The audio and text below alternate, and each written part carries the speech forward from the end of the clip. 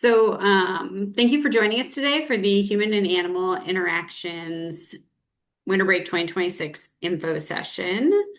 My name is Elizabeth Schumann. I am the Global Education Coordinator here in the college. I'm actually the Global Education Manager, but I am coordinating this program.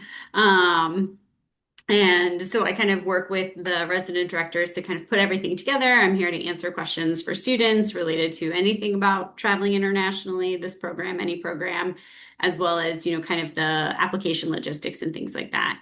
As I mentioned earlier, Dr. Wagner can't join us today. She's having some technical difficulties, but she's one of the resident directors. We'll also call them RDs throughout the presentation that will be teaching the course and traveling with this trip. And then I will let Dr. Lichtenwalter introduce herself.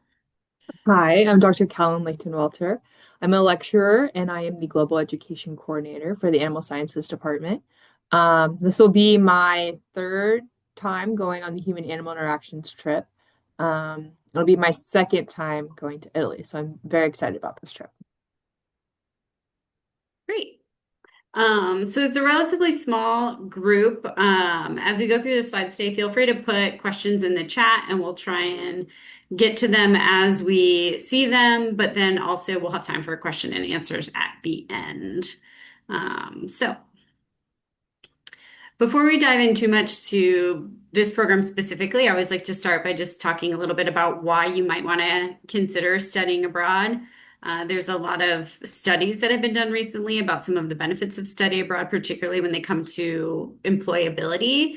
So you'll see that one on there that says 90% of employers look for skills enhanced by study abroad. And those are things that are kind of highlighted in those first two bullets, self-reliance, problem solving, communication, intercultural skills.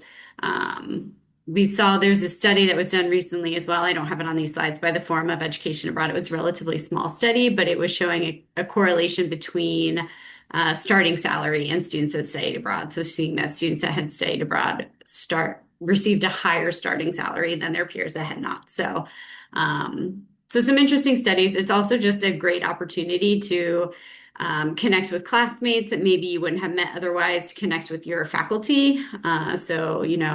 Your two resident directors traveling with you will know you pretty well by the end of the, 10-ish days that you're in Italy. So that's a great tool to have in your back pocket when it comes to needing recommendations or references down the line.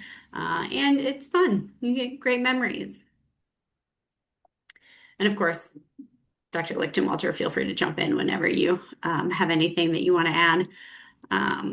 The dates for this program, we are traveling December 28th through January 6th. Because it will be an overnight flight, the program actually begins in Milan on December 29th, but you would depart the US on the 28th. We'll arrive in Milan on the 29th, and then everybody will depart from Rome on January 6th to fly back to the US. We are planning this trip to utilize individual airfare, so there will not be a group flight arranged for everybody to be on the same itinerary. We did that for a couple of reasons, since this is kind of in the middle of winter break. We wanted to recognize that not everybody will be coming to and from Columbus. People might want to come and return home before coming back to campus for the start of the semester. And then also that gives you all the flexibility if you want to extend your travel a little bit, spend a little bit more time in Italy or somewhere else in Europe, you have that flexibility to do so. But that is an important detail to know. You will be responsible for booking your own flights, and we will provide instructions on doing that once we pass kind of the application deadline and all the students are accepted and committed to the program. We'll give you more details about specifically what airport to fly into, to fly out of, what times you should plan to arrive by or not depart until after. We'll also share the resident director's itineraries. So if you want to book the same itineraries, then you'll have the option to do so. And then we all meet together at the airport once we Yeah. get to Italy. Yeah. So what this program looks like, we're looking at spending most like 3 overnight locations. So starting in Milan and then making our way south to Rome with a stop in Florence kind of on the way. So you will not do that 6-hour and 42-minute journey at once. I just couldn't figure out how to delete that box from the slide, and Copilot couldn't seem to help me with that. So AI can't do everything, my friends, and or I was not asking it the right prompts. That's a conversation for another day. But So what the program will look like, we'll have a lot of visits to kind of farms, some other rural locations. So, being prepared to walk on kind of that uneven terrain. We will be mostly utilizing private transportation. So thinking about being on like a private coach. There is some public transportation. So we are planning to take a train from Florence to Rome and then utilizing public transportation in Rome. And then, it is a relatively active itinerary with lots of kind of moving about and standing at some of those visits. We are planning, I don't know quite what it will look like, but we kind of have a day trip when we make our way from Milan to Florence. We'll doing that through Genoa, and that will be on New Year's Day. So we're looking to see if they can plan kind of a short hike for the group to do that day since it'll be a holiday and a lot of things will be closed. But it looks like you can kind of see from the map, like Genoa is right there on the coast. So hopefully there's like a nice, pretty hike with good views. So what we have planned, we're still in the process of finalizing the itinerary. So all of this is what we've kind of asked for, and we're waiting to get those details finalized. But the first few days we're in Milan, looking at doing kind of a walking tour to get to see the highlights of the city, and then a couple like academic or technical visits. So looking at visiting a Haflinger farm, dairy cattle farm, and then there's a zoo in the kind of nearby region or what looks like a zoo, and then doing a winery tour as well. But there will be no tasting included because Ohio State cannot purchase alcohol for anyone. But kind of getting to see that process and what that looks like in Italy, and potentially if they use any animals, how they might utilize animals in that facility. And you'll be able to purchase wine with your own personal Mhm. money if you want to. Then we make our way to Florence. Like I said, we'll do kind of a day trip through Genoa on the way down because that will happen on January 1st, so on New Year's Day. So stopping in Genoa, doing some sightseeing, maybe a little hike, and then continuing on to Florence. And then again in Florence, we're looking at a walking tour, so you get to see the city a little bit. We asked for a museum entrance while we're there, and then they have a farm visit planned, and it looks really cool. I was trying to look at the site they have on the itinerary. It looks like it's kind of up in the Tuscany region, and it's maybe like a functioning, I don't know if it's like an olive oil farm or a hotel and kind of a combo of that. But then they also have a variety of animals that they house there, both I think as like working animals for the farm, but also maybe as like a more of a like agritourism type of thing that they use in relation to kind of the hotel and practices. So that's one stop that they've kind of been working on building into the itinerary. And then lastly, we'll end the program in Rome. So we're looking to visit kind of an animal shelter, a veterinary clinic, or a veterinary hospital. Dr. L found some great additional sites that we've asked to see if we can get added. So there's a cat sanctuary in Rome, and then the Food and Agricultural Organization is also based in Rome. So we're seeing if we can arrange some sort of visit or lecture from some of their staff. And then from more of the touristic perspective, we're trying to see if we can arrange tours of the Vatican or the Colosseum.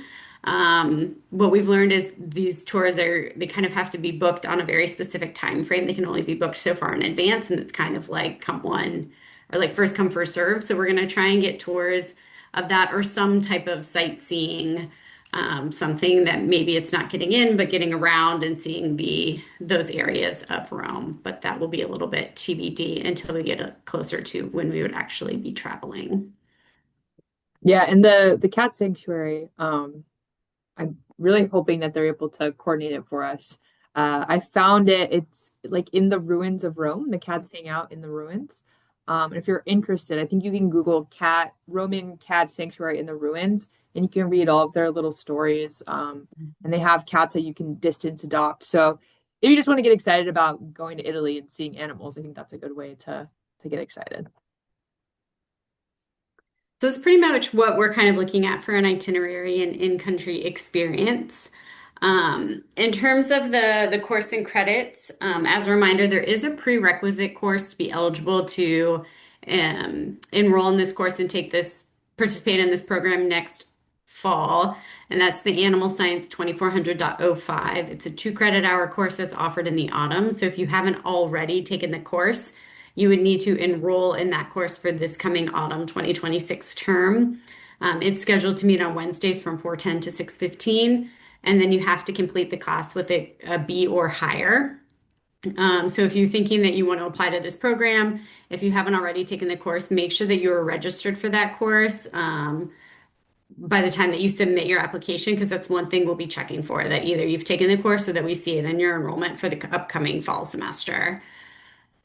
Then the actual course that is associated with this trip is the Animal Science 3797.03. That's a 3 credit hour course, and all students that end up accepted to and participating on the program will need to enroll in that class for autumn 2026. You will not be able to enroll in it now. You won't have the right permissions to enroll until after you've been accepted into the program. We'll send instructions once we have our committed group of students together. So just plan to hold like 3 credit hours in your fall semester so that if you are accepted, you can add the class. Or know what class you would drop if you're accepted to the program so that you can fit that one into your schedule. It won't meet regularly throughout the autumn semester, so it's not like you need to, have Friday afternoons available or anything like that. I believe the plan is that you're going to try and plan one kind of group activity day tentatively on a Saturday, looking at October 3rd. So that would be kind of the one date to hold for kind of program activities. Anything you want to add about that? Yeah, so the plan that day is essentially just to get to know each other, um, sort of get a lot of so you'll have like two, what's the word, like the little Pre-departure this orientations? Is that what yeah, you the mean? orientation. I couldn't think of the word orientation. Yeah. Thank you. You'll have some orientations that you'll do through study abroad. But we want to get to know you as well and let you know what our expectations are for the trip. Is this the time for me to explain what things look like academically over there? Sure. Go Okay. for it. So Dr. Wagner and I, what we usually do, and we might tweak things a little bit, but I think we liked how things went last year. In country, you'll be put in groups. Usually we randomly assign them, and there'll be one day on the trip where it'll be your group's day to lead discussion based off of the trips that we did that day. So if your day was the day we went to the zoo, you and your group would pay extra attention while we're at the zoo. You might ask whoever's leading us around extra questions. And then you'll come back in the evening. We'll meet in the lobby of the hotel before we disperse for the evening. And we'll have that group discussion for about 30 minutes. Over the course of the trip, last year we were trying to embed some career competency skills into the trip. So we had students do a little short, like 3 to 5 question interview with one of our hosts while we were over there. And I think a lot of our students got a lot out of that because they were able to see, particularly with one of our hosts, sort of the varying ways that you can get to a career with animals. There's not one set path. You don't have to be a vet or you don't have to do this certain degree or have this certain job. There's lots of ways you can work with animals. So I think a lot of our students like that. And then at the end, we had students do like a little final assignment, and that'll be due, I think, by the end of the first week of classes when we get back. So it's not like you're going to be doing a whole bunch of like written work while we're in country. You don't need a textbook or anything like that. Most of your work will be paying attention, engaging in conversation. And that one Saturday is just going to be us sort of explaining those things, getting to know each other, getting some, health and safety things out of the way. And then the plan is to go to the zoo to get to know each other at the zoo and sort of have a basis of American human animal interaction that we've all had together that we can compare when we go to Italy. Right. Anything you want to add about learning objectives? No, I think that pretty much sums it up. Yeah. Yeah. Cool. The other things, I'm not going to spend too much time on these next 2 slides, but they kind of go along with what Dr. L was saying about those career competencies. So you'll see these come up again if you participate on the program in the pre-departure session, but these are just some of those ideas of what are some of those skills that students might find they develop on a study abroad program. that maybe you don't necessarily think about that kind of relate to your future career or just life, like the budget management, for example, even if you're not going to go into business or finance, like we all have our personal finances that we have to manage. And this is a great exercise in kind of figuring out, okay, how much is this program going to cost? What kind of money do I already have set aside to pay for the program? What additional funds might I need to be able to afford it? And so those are some of the things that you can kind of develop through studying abroad that maybe you don't always think about. And then again, this is that list of like career readiness. But I will send these slides out, so you'll be able to look at those a little bit more in depth tomorrow when I send out a copy of the slides. Um, in regard to housing and food, so throughout the program, we'll be staying in hotels. So we do typically book double occupancy rooms, so you should anticipate having a roommate throughout the trip. That roommate will be another student from the program, so another Ohio State student that's traveling with the group and participating on the program. And then this year, since we kind of are in I think we've got this part finalized. We are planning to include breakfast daily at the hotel, and then we've got 5 additional meals built into the program, so 2 dinners and 3 lunches throughout the trip. And then you'll be responsible for any of your additional meals. The majority of the lunches and dinners. Yeah. We are still working through finalizing the budget for this year. Last year, the program fee was $3,328. Last year, they traveled to Ireland. So you kind of have to take into consideration a little bit of the different countries, slightly different costs. But the program fee last year included kind of all the program activities, the in-country program required transportation, all of the housing, all of the breakfast. It had 4 additional meals and then international accident and sickness insurance. And so a lot of what is included in the cost will remain the same this year. So again, you're going to have all those breakfasts, 5 meals, all of the housing, all of the in-country program required transportation, all the program required activities, and all that international accident and sickness insurance. Um, and then similarly, last year it did not include airfare. It will not include airfare again this year. It didn't include getting to and from the US airports. So same thing, that will not be included this year. Most lunches and dinners are not included, and then kind of your personal expenses. So things like both leading up to the trip and in country, if you need to get your passport, if you need any vaccines or you need to visit the doctor before you leave, if you want to buy souvenirs in country or there's something you want to do in your free time, those types of things would not be included. We will have a full cost breakdown on the financial tab of the brochure page once we have those costs finalized. So there will be a cost sheet. Currently, the cost sheet is for 2025, but you could look at that if you want to kind of get a sense of what some of those out-of-pocket costs are. And then we'll update it for 2026 as soon as that's available. And I'll send an email out to anybody that's come to an info session or started an application when those costs are available, just so everybody is aware. But this is kind of what that out-of-pocket section of the cost sheet looks like. Now, I kind of went through and made some updates based on just doing some research about what I thought costs might look like for this coming year going to Italy.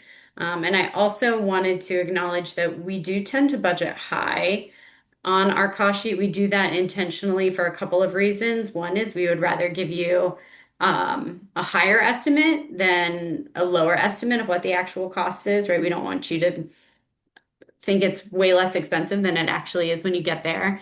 But the cost sheets are also used for financial aid purposes to increase your budget for the semester, to help you stack additional scholarships onto what you already receive. And so for that purpose, we want to give them a higher budget so that if you apply for and are awarded multiple scholarships, you can take as much of that funding as possible.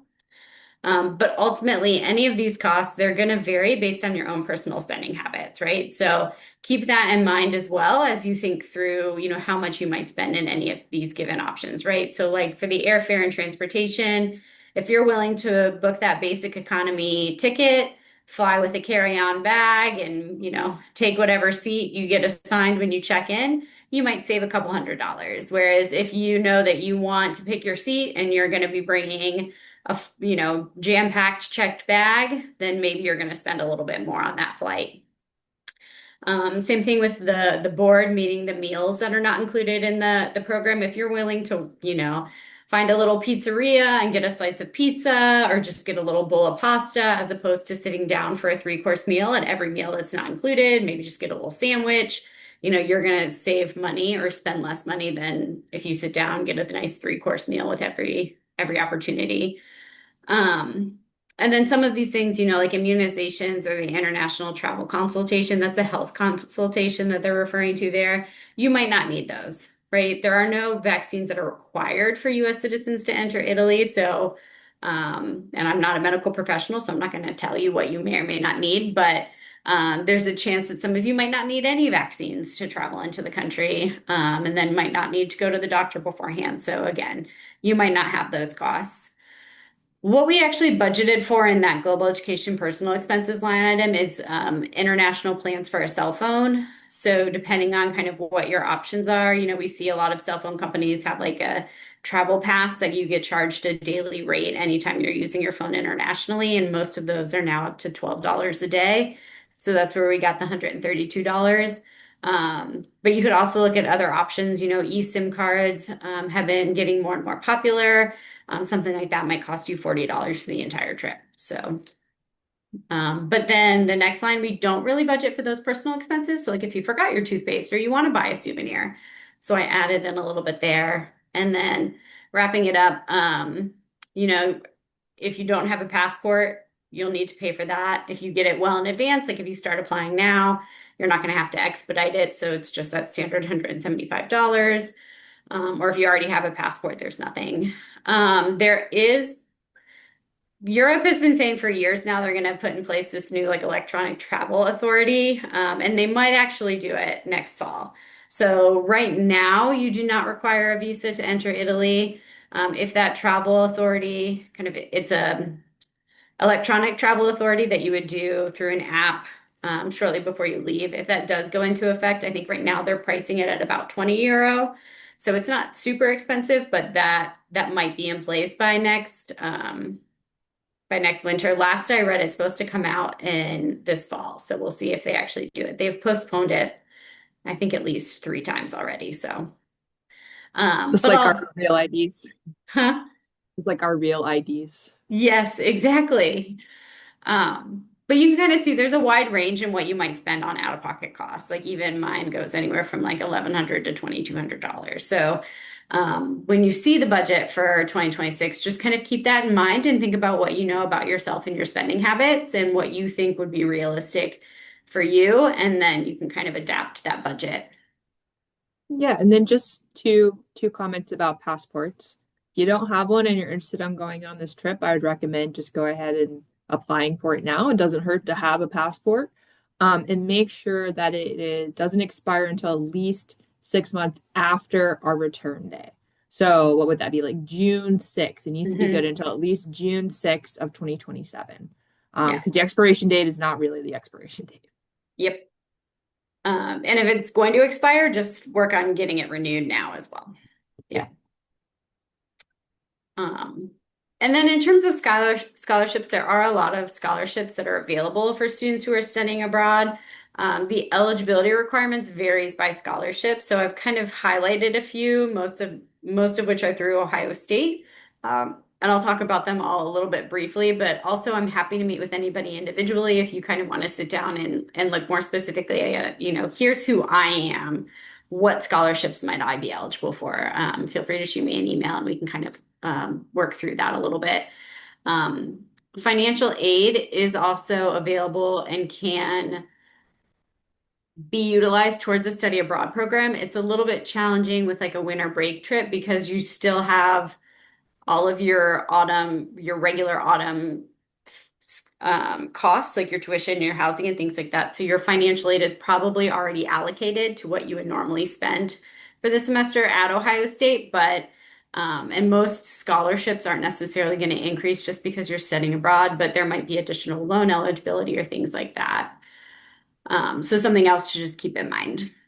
There is a full list of scholarships on OIA's website, but some of the ones I'll highlight. We do have scholarships here through the College of Food, Agricultural, and Environmental Sciences. So if you are a CFAS student, you can apply to us for study abroad specific funding. We just moved our application into Scholarship Universe starting with this summer. So you will need to apply in Scholarship Universe for the CFAS Global Education Scholarships. They work on a cycle basis. So if you're applying to a winter break program, you have to apply for the winter break study abroad scholarship application cycle, which is open now. So it just opened on April 1st and it will be due June 10th of 2026. So you've got plenty of time to apply. It's a very short application. I think it asks maybe one short answer question, but otherwise we're basically looking at, instead of asking you the same questions over again, we're pulling your responses to your program application and utilizing them for the scholarship application as well.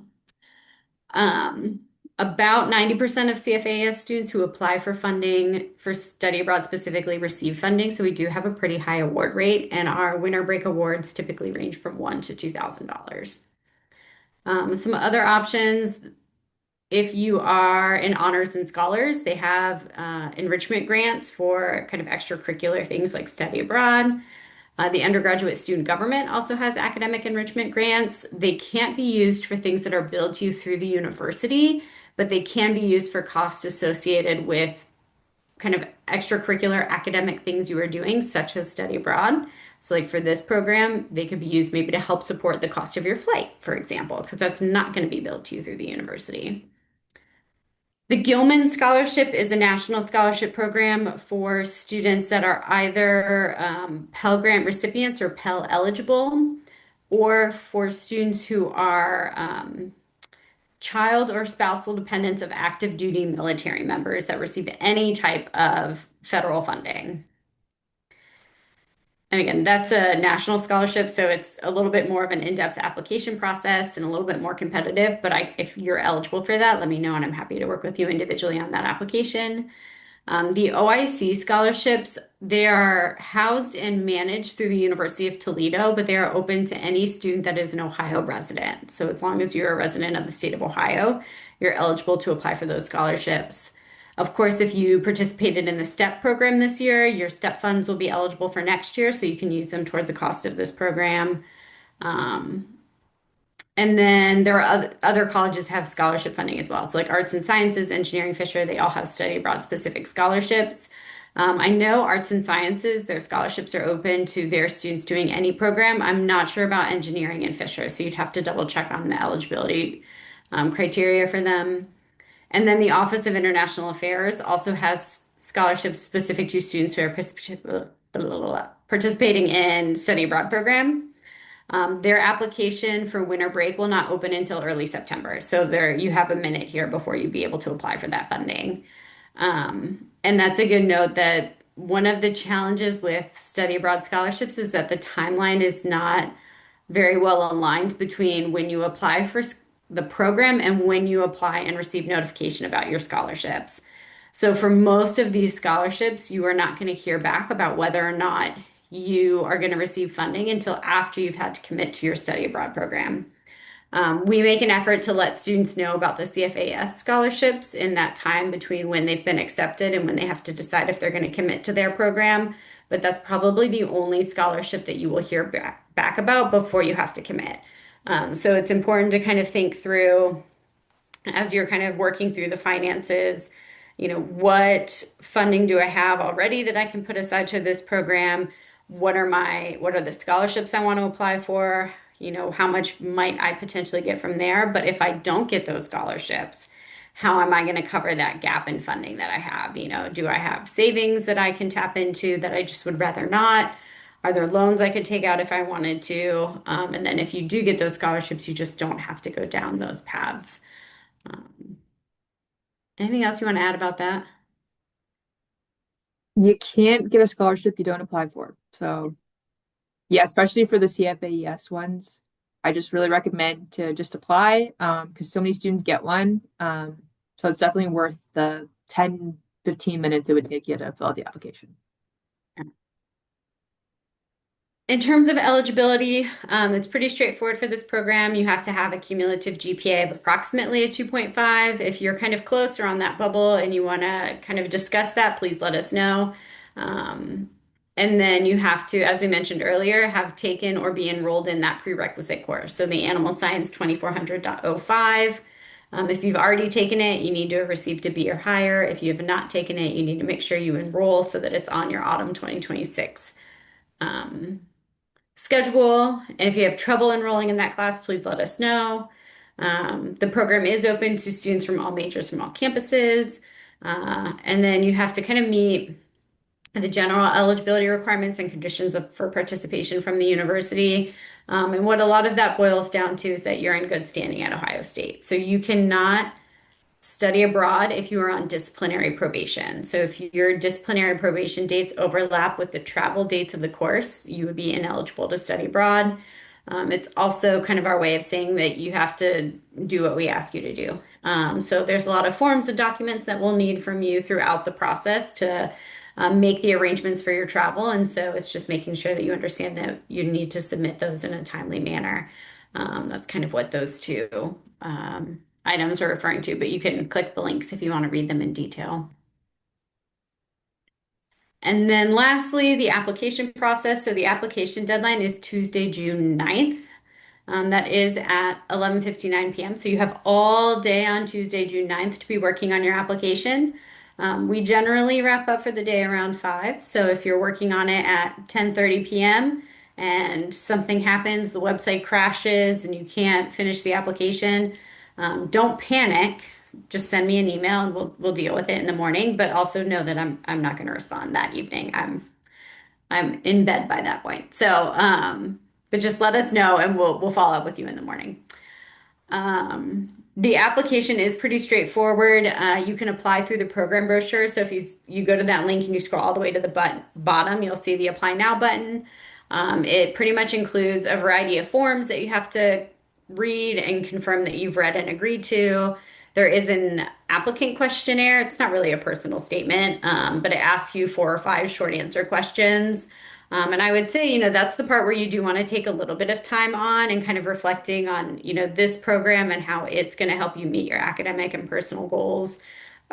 That's really a lot of what the application review process is for our faculty reviewing it, is reviewing those statements and those responses, in addition to reviewing kind of your advising report and your transcript. So, you don't have to write a super long novel, but you probably want to say more than a sentence, right? Give us a good solid paragraph in response to those questions. So we get a feel for who you are, why you're interested in this program, what you hope to get out of it. And then there is a $150 application fee that you will need to pay with a debit or credit card before you submit the application. And there is a submit button. So that's an important note, particularly if you're working on the application on your phone. Once you complete all the required materials, this green banner will come across the screen and say, congratulations, you've finished all the materials you needed. Underneath that banner is a submit button. So make sure you scroll down and actually click submit. And with that, that is all of my spiel. Anything else you want to add? Yeah, I think I said this at the last session. Dr. Wagner and I, like, it's a class and it's serious, and being in a foreign country on a trip, you have to follow the rules. But we also have a lot of fun. We have a WhatsApp group, and by the end, everyone's getting along with everyone. We're all, joking. People love to tease me about things by the end of the trip. Last year, everyone decided I was dad and Dr. Wagner was mom on the trip. It was unanimous. So we have a really great time, and I really love one of the things I love most about my job is getting to go on these trips and watching students sort of blossom and become more confident over the course of the trip. And I think that's really the value, is getting to go abroad and see all of these things, but also just growing as a person and becoming more independent and more confident, and learning that you can do hard things, and you can meet new friends. And there's been several instances in just my 2 trips where people met someone on the trip and have become really close friends with them. So I think it's just a great opportunity, and we have a lot of fun on the trip. Awesome. Well, with that, we will open it up to questions. I will stop the recording as we go into questions.